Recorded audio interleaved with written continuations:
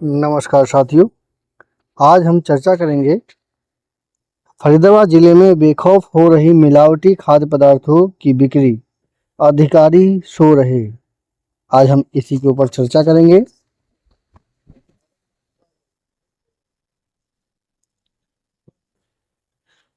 इसका मुख्य पॉइंट है घी के दामों में अंतर। 250 से 300 रुपए प्रति किलोग्राम मिलावटी देसी घी की कीमत है। 750 से 800 रुपए प्रति किलोग्राम शुद्ध देसी घी की कीमत है। नमूनों का ब्यौरा है। 30 नमूने दूध, देसी घी व पनीर के लिए 21 फेल आए नमूने। 30 में से 21 फेल हो गए। 38 मिठाइयों के लिए गए कुल नमूने, 12 फेल हो गए। ये तो जब चारों तरफ से हल्ला मचा हुआ है तब ये हाल है। FDA द्वारा जारी रिपोर्ट में दूध और पनीर के 77% नमूने फेल आए। NIT ओल्ड फरीदाबाद व बल्लभगढ़ में चरम पर होती है मिलावटखोरी। अब चर्चा करते हैं। औद्योगिक नगरी के विभिन्न क्षेत्रों में बिक रहा पनीर, देसी घी, दूध और मिठाइयाँ गुणवत्ता की कसौटी पर खरी नहीं उतर रही हैं। शहर में मिलावटखोरी जोरों पर है। मिलावटखोर मुनाफे के चक्कर में लोगों के स्वास्थ्य के साथ खिलवाड़ कर रहे हैं। Food and drugs administration FDA की रिपोर्ट से इस बात की पुष्टि होती है कि विभाग की ओर से पिछले कई महीनों में दूध, पनीर व देसी घी के 70% नमूने फेल आए हैं। विभाग ने इन पदार्थों के 30 नमूने लिए थे, इनमें से 21 नमूने फेल आए हैं। ऐसे में मिठाइयों के लिए कुल 38 नमूनों में से 12 फेल आए हैं। फेल आए नमूनों में यह बात सामने आई है कि NIT ओल्ड फरीदाबाद और बल्लभगढ़ में खूब मिलावटखोरी हो रही है। अधिक मुनाफा पाने के लालच में मिलावटखोर सक्रिय हैं, तो कम कीमत के चलते लोग हल्की क्वालिटी की मिठाइयाँ खरीदते हैं। ऐसे बनाते हैं घी। रिफाइंड वनस्पति घी और खुशबू से घी तैयार किया जाता है, जिसे देसी घी के रूप में बेचा जाता है। कई दुकानों पर शुद्ध घी की कीमत पर यह बेचा जा रहा है। कई जगह कम कीमत में भी घी बिक रहा है। मिलावटखोर थोड़ा सा शुद्ध देसी घी मिलाकर नई पैकिंग करते हैं। यह घी 250 रुपये से लेकर 300 रुपये प्रति किलोग्राम बिकता है। बहुत से लोग कम कीमत को ध्यान में रखते हुए मिलावटी देसी घी की खरीदारी कर रहे हैं। ब्रांडेड कंपनियों के डिब्बे में पैक करके मिलावटी देसी घी बिक रहा है। पादेन अधिकारी जी बता रहे हैं, जिला में मिलावटखोरी के खिलाफ अभियान चल रहा है। हम नियमित रूप से खाद्य पदार्थों के नमूने लेते हैं। नमूने फेल आने पर कानूनी कार्रवाई की जाती है। अगर कहीं मिलावट की आशंका है तो विभाग में शिकायत करें ताकि नमूने लेने की कार्रवाई की जा सके। लोगों को जागरूक रहने की ज़रूरत है। विशेषज्ञ क्या बताते हैं कि हल्की क्वालिटी की मिठाई के सेवन से शरीर को पोषक तत्व नहीं मिल पाते। मिलावटी घी कई बार शरीर को नुकसान पहुंचा सकता है।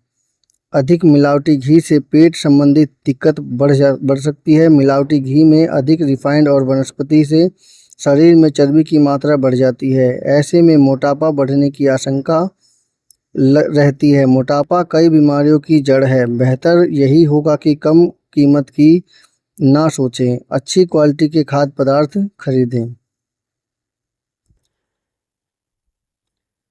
पदार्थ में मिलावट, अजय सैनी जो सामाजिक कार्यकर्ता हैं वो कह रहे हैं पदार्थ में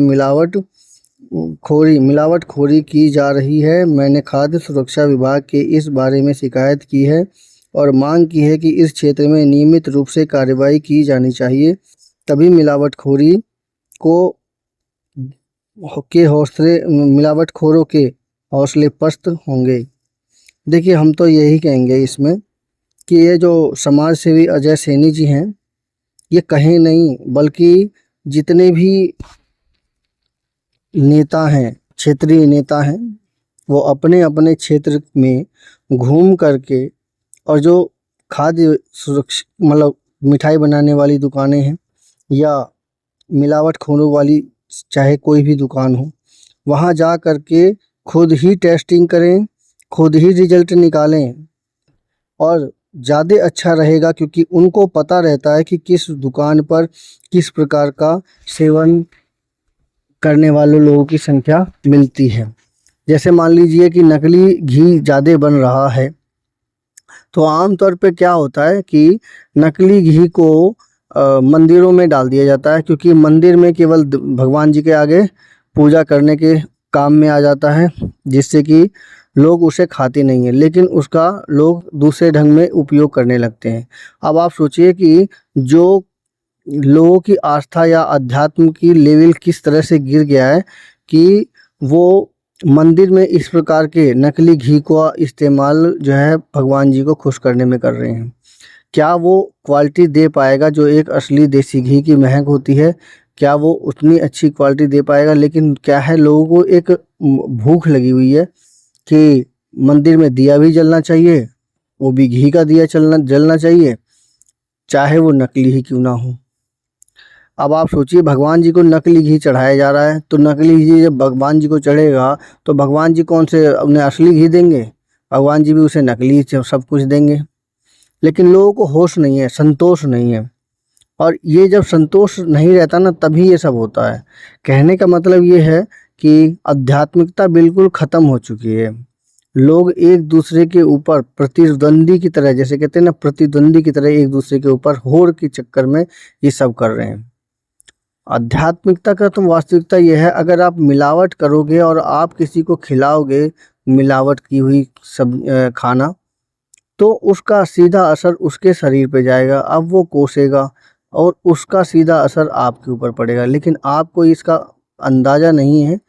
आपके जो 5 लेयर होती हैं,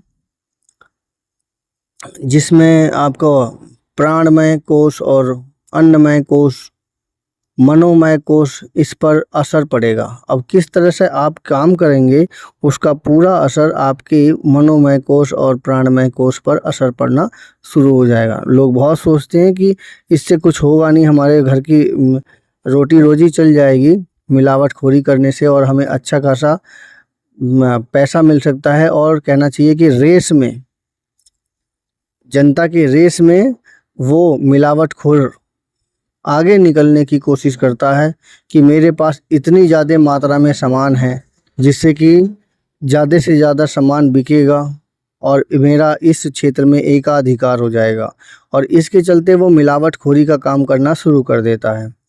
जब ये भागने की होड़ होती है तो उसमें नकलखोरी या मिलावटखोरी होना शुरू होता है।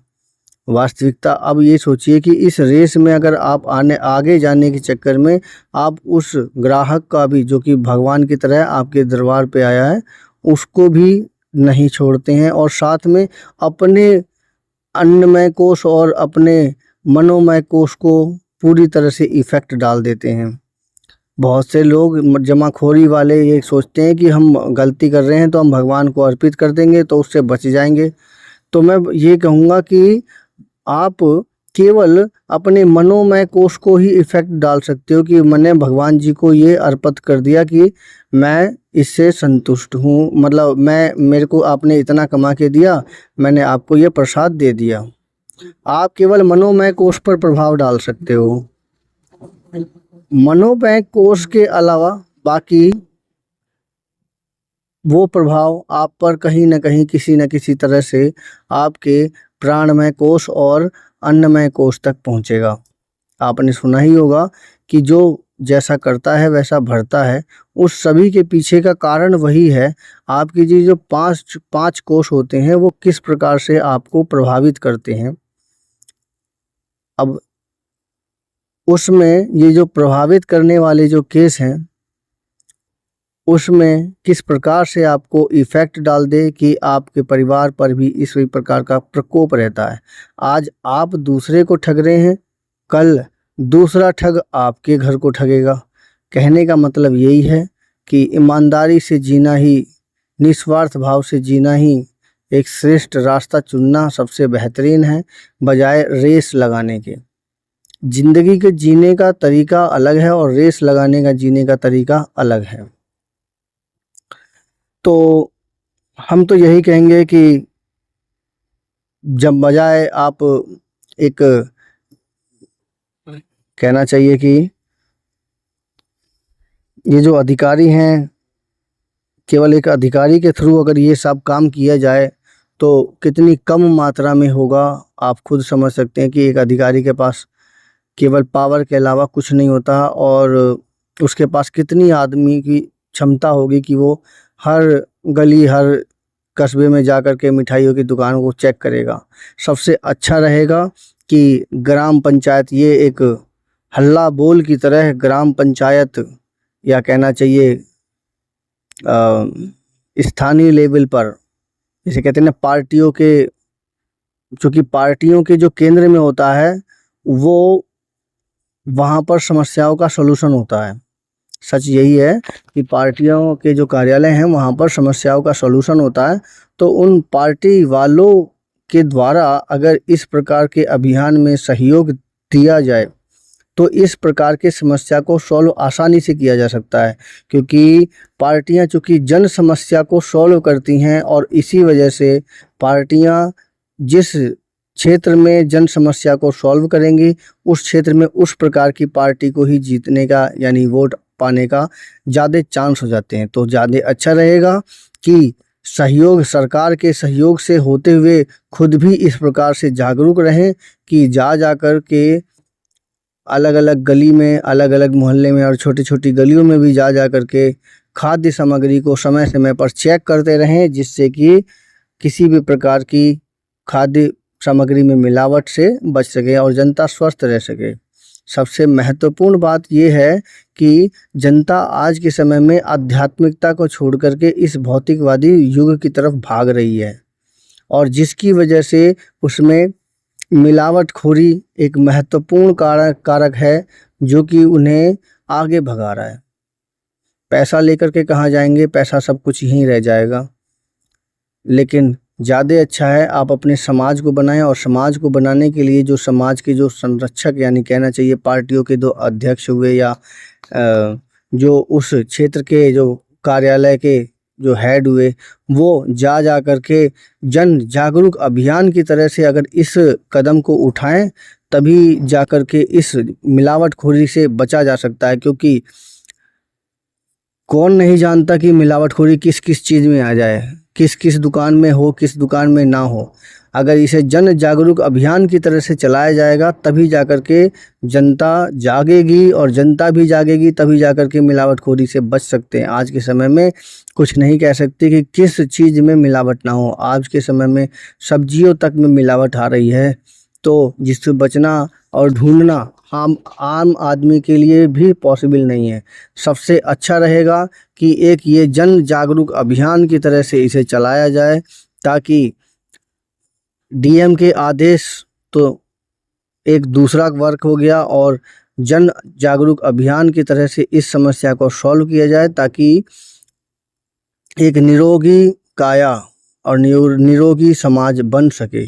सबसे महत्वपूर्ण बात यह है। मेरी समीक्षा कैसी लगी कृपया कमेंट कीजिए, चैनल को सब्सक्राइब कीजिए। धन्यवाद।